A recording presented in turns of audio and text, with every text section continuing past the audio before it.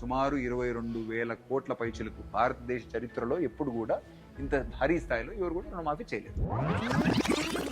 ఎప్పుడైనా సరే ఏ ప్రభుత్వం అయినా అధికారంలో వచ్చేటప్పుడు, అది ఇంతకుముందు వచ్చిన బీఆర్ఎస్ ప్రభుత్వం కానీ, లేకపోతే భవిష్యత్తులో వచ్చిన ఏ ప్రభుత్వం కానీ, ఇప్పుడు వచ్చిన ప్రజా ప్రభుత్వం ఏదైతే కాంగ్రెస్ ప్రభుత్వం, ఎవరైనా కూడా సరే ఎలక్షన్కి సంబంధించిన హామీలు ఏవైతే ఇస్తారో అది అన్ని హామీలు ఒకటే రోజు ఇవ్వాలంటే ఎవరి తరం కూడా కాదు. హామీలు ఏమైనా కూడా సరే మేనిఫెస్టో అనేది నెక్స్ట్ 5 ఏళ్లకు సంబంధించిన అభివృద్ధి ప్రణాళిక. అదొక ప్రణాళిక. ఆ ప్రణాళికలో భాగంగా ఏవేవైతే ప్రయారిటీస్ ఉంటాయో ఆ ప్రయారిటీస్కి ఎన్ని డబ్బులు ఖర్చు అవుతాయో వాటిని బేస్ చేసుకుని, ప్రయారిటీని బేస్ చేసుకుని చేస్తూ ఉంటాం. గడిచిన 12 మాసాలుగా మేము ఎలక్షన్ సందర్భంగా ఇచ్చిన అనేక హామీలు ఏవైతే ఉన్నాయో, ఒక 6 గ్యారెంటీలు అయితేనేమి, లేకపోతే ఇంకా కూడా కొన్ని రంగాలకు అనేక హామీలు ఇవ్వడం జరిగింది. మా దగ్గర ఉన్న ఈ ప్రభుత్వానికి ఉన్న ఆర్థిక వెసులుబాటుని దృష్టిలో పెట్టుకుని ఇప్పుడున్న ప్రయారిటీస్ని బేస్ చేసి కొన్ని హామీలను ఫుల్ఫిల్ చేయడం జరిగింది.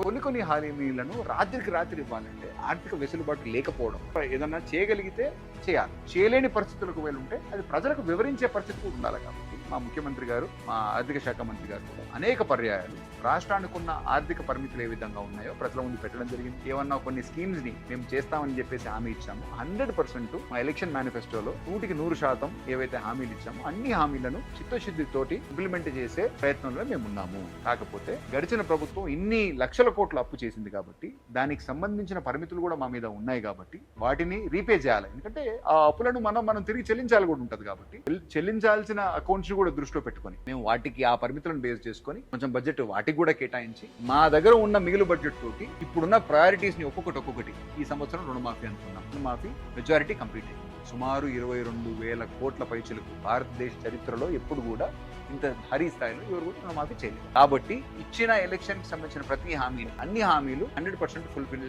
చేయగలుగుతామని నమ్మకం.